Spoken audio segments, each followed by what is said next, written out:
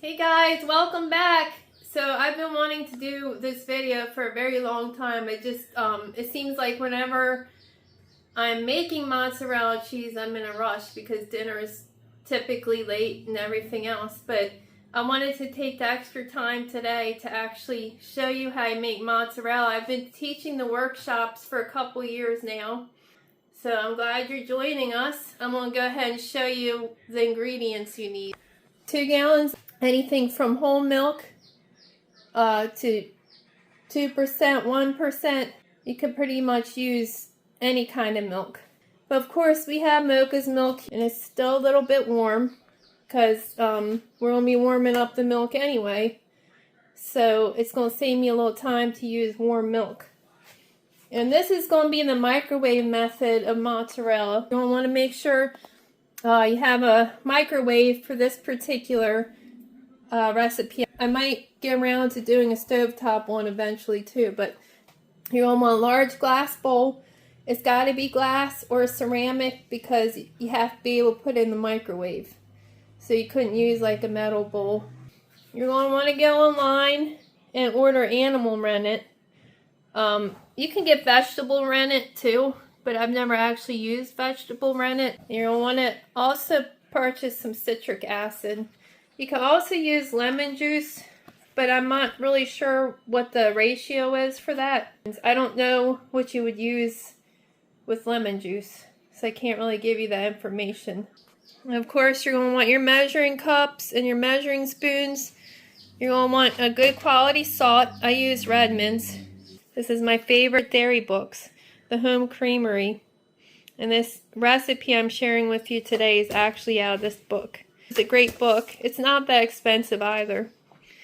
So we're going to go ahead and start off with adding the milk to the pot. I also forgot to mention you're going to want to use a slotted spoon. These are wonderful. If you guys don't have one, I'd highly recommend investing in one of these. If you have cold milk, I have warm milk. Just add that to the pot. And I use a heavy bottom pot. And you want a big pot. Even if it looks a little too big, it's probably best because it's going to be making less of a mess. I always use a heavy bottom so that the milk doesn't burn on the bottom of the pot. We're going to add 2.5 teaspoons of the citric acid. And you're going to want to stir this in really good. You actually want to start for at least 2 minutes because you want all these little granulars to dissolve. So I'm going to set my timer for 2 minutes.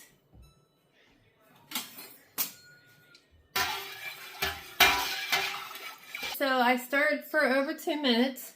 Now you're going to want to turn the heat on. I usually do it on high because I'm a very impatient person. That's another reason why I like using a heavy bottom pan, is because it can take a little higher temperature without burning when it's a nice thick bottom. I also failed to mention you need a thermometer. You need a long stem thermometer to 105 degrees. That's what you're going to want it warming up to. And also, while this warms up, you can stir it if you want. You don't have to. But that's totally up to you if you want to make sure you get that citric acid dissolved a little better. So this will take probably like, I don't know, 5 to 10 minutes to get to 105. Okay, so it's reached 105. So what I'm going to do at this point is you want to pull the pot off the heat source. So we're just going to push it over to the next burner. And now what we're going to do is we're going to add the rennet. And this is a very important step. If you mess up on this, the cheese won't turn out right. And I have messed up on it this way before. But what you're going to want to do is get a 1/4 cup of cold water in a measuring cup. And then you add the rennet to it and you stir it up. Okay, so I have my 1/4 cup of cold water and I have my animal rennet And I'm going to add a half a teaspoon of animal rennet to the cold water. So half teaspoon. Mix it in real good. So go ahead and add your rennet and then stir it for 30 seconds. So you want a lid, and you want to put that on the pot. And then you're going to want to take a couple dish towels, especially if it's winter time, because that's also been a problem if you can't keep this at a warmer temperature, because we're going to let this sit for at least 15 minutes. And then what's going to happen, what should happen, is the milk should set up. And I'll show you what it should look like if it sets up properly. But, you know, when I've done the workshops in the winter time, I've had issues with the milk cooling off and it doesn't actually set up properly. We're going to let this sit for 15 minutes. If you guys are curious, I'm making mozzarella because we're making pizzas tonight. That's what we're having for dinner. Hi, viewers. Caleb said hi, viewers. So yeah, while this cheese is setting up, we're making our pizzas. All right, let's see how this turns out.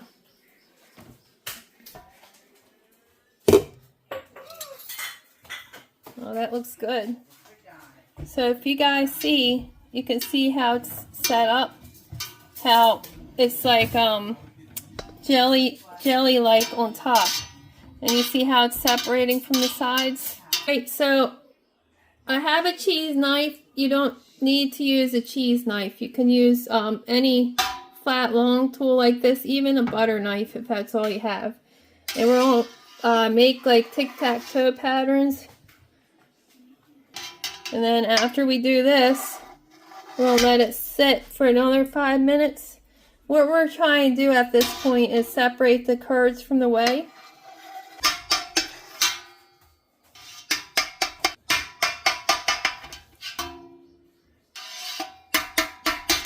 Alright, and we're going to go ahead and let this sit for about 5 more minutes. Okay, so it's been a few minutes. Do you see how the whey has separated from the curds even more? Now what we're going to do, you're going to want a slotted spoon and you're going to want your big glass bowl. And we're going to want to gently scoop out the curds.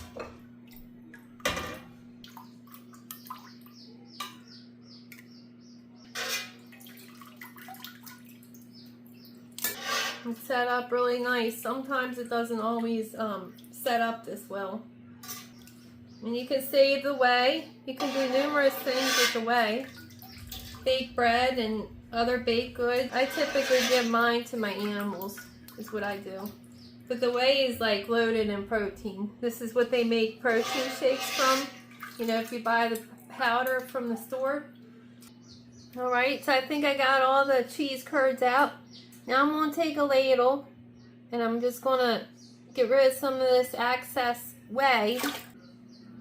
You can also use a colander. I feel like you break the curds up more when you do that and you don't get as high of a yield. I'm going to try draining some of this whey off like this. It'll probably be easier. You could also separate this into 2 bowls.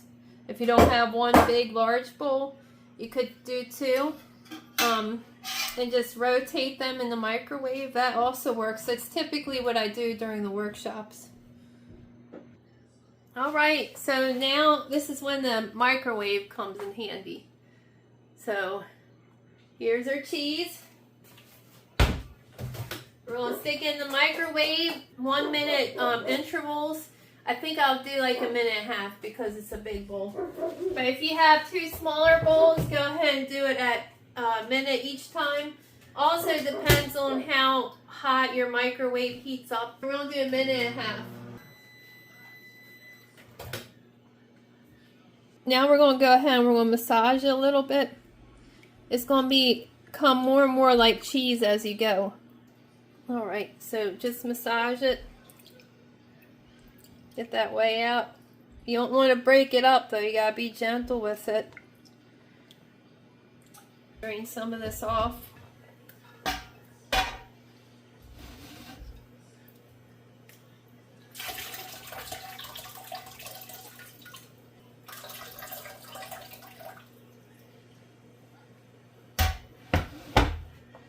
want you guys to take notice of what's happening.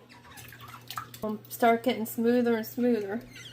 Now this is getting cool again. Oh, and also, if you have sensitive hands, you're going to want to wear rubber gloves. My skin's really tough on my hands, so it doesn't bother me. But it is really hot. So I'd recommend gloves for all of you. Unless you work with your hands like I do and you have calloused fingers. Once it cools off and it doesn't seem like you're able to squeeze much whey off, you're going to want to stick it back in the microwave for another minute.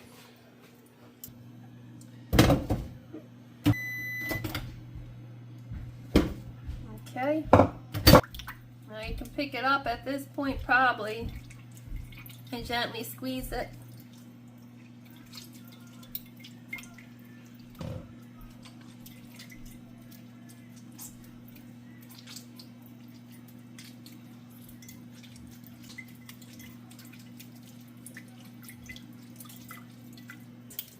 See how smooth it's getting?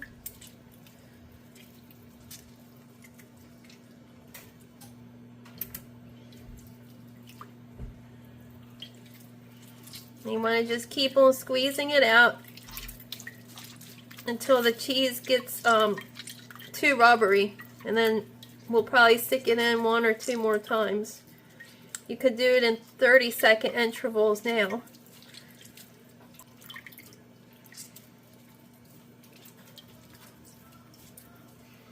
See how shiny it is? And drain the whey. And the whey is going to get more and more white at this point. It's going to get more and more cloudy. I think I'm only going to stick it in like maybe 1 more time. So I'm going to go ahead and add my salt now. You know, it's going to be different every time you do it depending on the temperature in the house and the temperature even outside. It's not always going to be the same way, but you know when it's getting ready because it starts getting stringy like this and it gets shiny. But if you do it too much, it makes your cheese tough, so you don't want to do it too much. We're going to go ahead and add some salt. The recipe calls for 1/4 cup of salt, but I think that might be too much.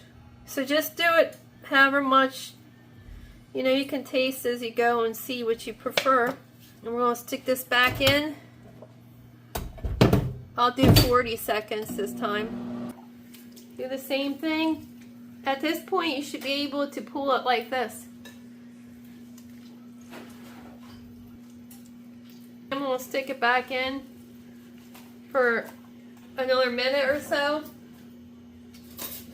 because I'm going to cut these in half, this in half, and I'm going to make mozzarella cheese balls, because I'll be slicing this for my pizza. Get it up a little longer so I can make nice mozzarella balls.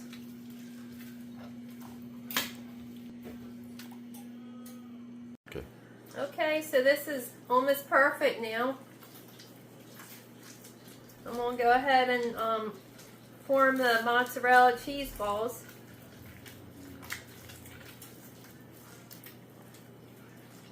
Really nice and smooth. And this is going to be way too soft to really grate unless you freeze it. So usually, typically what I do is I just stick it in the fridge for a few minutes and then I slice it real thin for my pizza, is how I deal with it. But as you fold it into itself, you see how shiny it gets.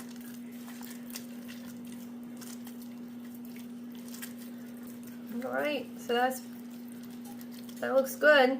And we'll go ahead and stick them in the refrigerator.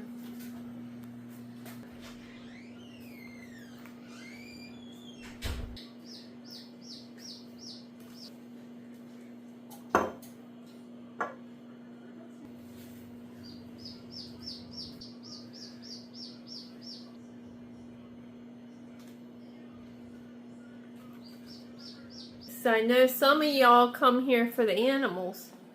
I want to introduce you to our newest little bottle baby. This is Buddy.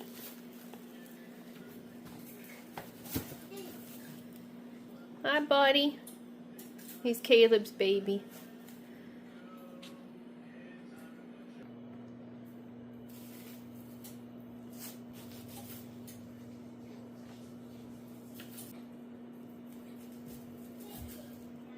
No, it's not. It's yummy. This is how I always make our pizza. Let me. I want to do this. Alright, grab another piece. I want to do this whole part.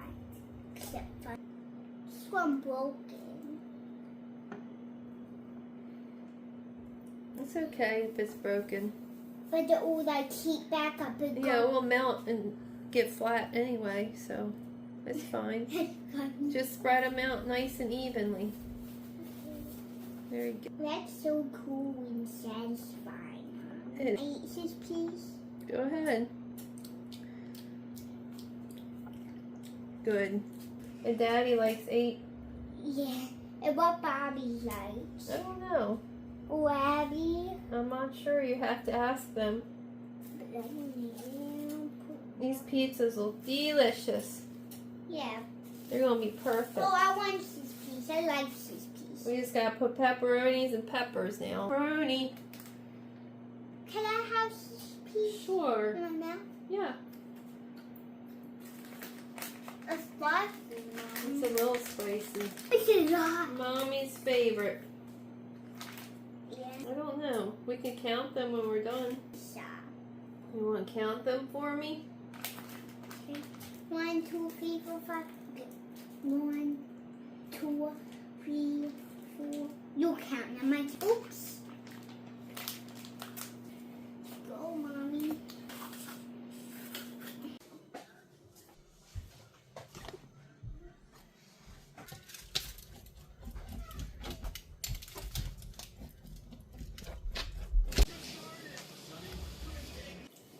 What? Is it good? Yeah, it's good. What's that? It's the best pizza. Really? Is it good, Abby? No.